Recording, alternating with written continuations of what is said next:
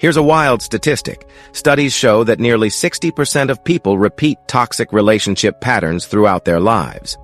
Why do we keep falling for the wrong people? Is it bad luck, poor choices, or something happening deep in our minds? Today, we're going to explore the hidden science behind why we're drawn to toxic partners and how to break free from this cycle for good. Toxic relationships can drain your energy, crush your self-esteem, and leave you feeling stuck. But it's not just about the other person. It's about understanding the invisible forces that lead us to these connections in the first place. This video will break down the psychological traps, the role of attachment styles, and most importantly, actionable steps to help you recognize toxic patterns and choose healthier relationships. Toxic relationships often sneak up on us. At first, everything seems perfect. Your partner may even seem like a dream come true. But over time, red flags start to appear. Here are some of the most common signs. Emotional manipulation. Phrases like, "If you really loved me, you'd do this," or constant guilt tripping. Lack of support. Your partner doesn't celebrate your wins or seems disinterested in your personal growth. Constant criticism. They highlight your flaws more than your strengths, making you doubt your own worth. So, why do we fall for this? For many, it's not about poor judgment, but unconscious patterns. Our brains are wired to seek comfort in familiarity, even if that familiarity is unhealthy. Think of it like replaying the same story over and over because it feels normal, even when it's harmful. Let's dig deeper into the psychology of why we're drawn to toxic partners. It boils down to three main factors. Attachment styles. Developed in childhood, attachment styles shape how we connect with others. If you had inconsistent care as a child, you might develop an anxious attachment style, leading you to crave reassurance from emotionally unavailable partners. Avoidant attachment styles often stem from neglect, causing you to push people away or attract partners who can't meet your needs.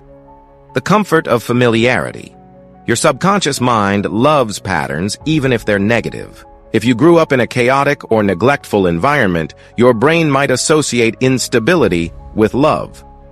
Example: if a parent only gave you attention when you achieved something, you might chase validation from partners who also make their affection conditional.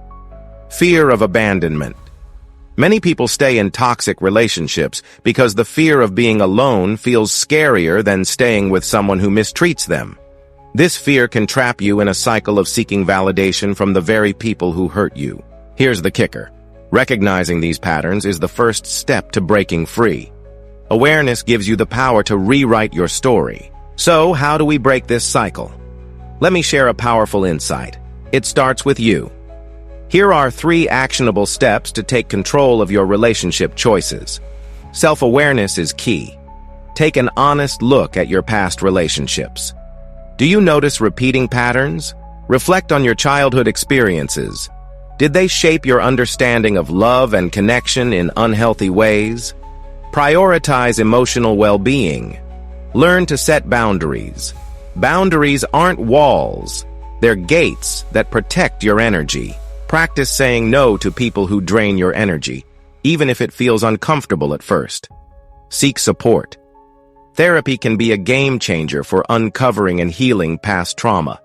Surround yourself with positive influences, friends, mentors, or support groups who model healthy relationships. Here's the aha moment. Breaking the cycle isn't about finding the right person. It's about becoming the right person for yourself. When you focus on self-worth and growth, you naturally attract partners who reflect those values. Let's recap the key points.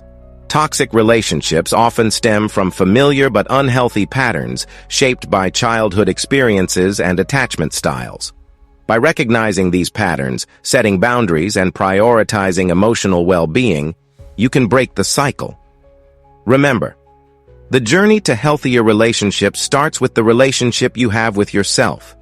It's not easy, but every step you take towards self-awareness and growth gets you closer to the love and respect you deserve. Call to action, 1 minute. Now I want to hear from you. Have you ever noticed a pattern in your relationships? What's one thing you've done to break free from toxic dynamics? Drop a comment below and share your story. It could inspire someone else to take that first step.